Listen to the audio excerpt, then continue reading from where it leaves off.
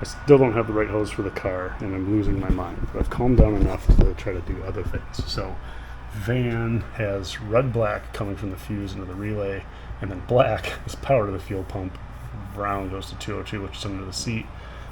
Black, red, brown, red, triggering the relay. I think I found the right one, and we'll see, because I need to get, there's almost a full tank of diesel in that thing. Yeah, this one right here, look at that. There's a red black, a black red, a brown red, and a black. So this black one should be power to the fuel pump, and then the ground is this, right, that bolt right there. So one of those brown wires is ground to the fuel pump. As long as I attach a battery ground to that, and the battery plus to this black wire, the fuel pump should run, which would make fuel squirt out of something up here. It does. Which one? It would have gone to the filter in this area. One of these lines? Yeah, it's going to be one of those lines. So, this is America. We'll give it a little squirt and see which one's the out hole. And then we need to figure out how to get that going into the tank of this, because that fuel's only like 5 months old. Okay, if this works, it won't be that much fuel. The trusty ground, that we got a battery with, tiniest, a battery with mostly 12 volts in it because it jump started the neighbor's lawnmower. I heard noise. Nothing yet. It's been sitting for a while, so that pump may need to push a little more down the line. Oh, there we go. Oh no, diesel fuel. So it looks like this hose sprayed onto this hose. So this is our out hole, which I should have known. Let me get a towel, mop that up before it hits the ground. Ground, you know, dirt. Just so we can see how much is in there. There's my fuel light on. Right, so like empty. And I think this will reach. I'll turn it off while it's peaking. Oh yeah, this is just hose that I happened to find and I pinched off to one side. So I turned the van on and get the pump started. Okay, I didn't put any clamps on that because there's not really any pressure, so this doesn't matter. It's running. Oh, look at that. I bet this goes quick. So really I'm just going to run this until I see a bunch of air bubbles, because I know it can't overflow. This one's so empty. And this one I filled up, I think the day that it broke down, but I drove like 40 miles with a trailer, so it used at least 2 gallons doing that. Getting kind of late. It's still pumping away. I haven't fallen into the rocks, but I think I'll check on progress. We're at an angle, so that's almost full. Oh, I think I see a little bit of air in it. Maybe it is done. Maybe it's done, I just couldn't tell because it's dark. Yeah, see there's air in the top of that line. Let me pull it up a little bit and see if something's coming out. No, that's not air, that's just a reflection. It's still definitely pumping away. This tank must have been like full. That's awesome. What's a full tank of diesel? What's 26 gallons right now? It's like $100. Hell yeah. I'll buy so much beer with that money. I mean soda pops. Okay, still dark. It's looking kind of foamy now.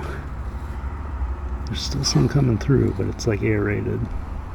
I mean, it seems pretty significant to me. Maybe I'll just run it, hold it here until it's like a trickle. It's free fuel. Okay, yeah, it didn't really last much once it started foaming up a little bit, so get off the battery. Who cares about that? If thing's pulled out, we'll park this thing down there a little bit and just see how full that tank looks. Yeah, look at that, like full. Like full. That's perfect. I mean, you probably slip a couple gallons in there because I did drive it, but it never ends, right? I started the van and I heard a pop and my reverse camera went out, and now the radio doesn't come on, so I don't smell anything burning, so whatever shorted must have protected itself. But now I won't have music.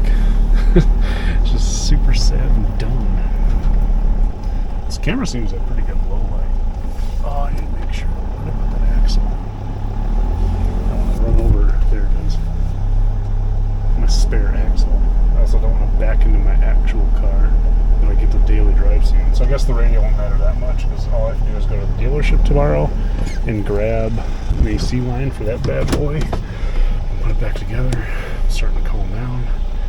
Everything's gonna be fine. Just kidding.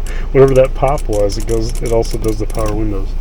Oh, I don't want to leave these down. Alright, let me find that fuse. Okay, I found it. Let's see. Bluetooth mode. Okay, stuff's on and it's happy. Device connected. And then if I start it, does it stay happy? Yes. Okay, so that I probably hooked up to ignition as well because we saw it go off when the car was off.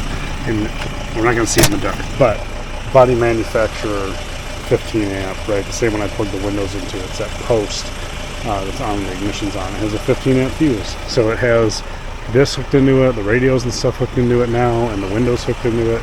15 amps, I mean, it's probably too low. It's probably getting stressed by the windows. You know, it just pops whenever I start. And then, I don't remember that being cracked.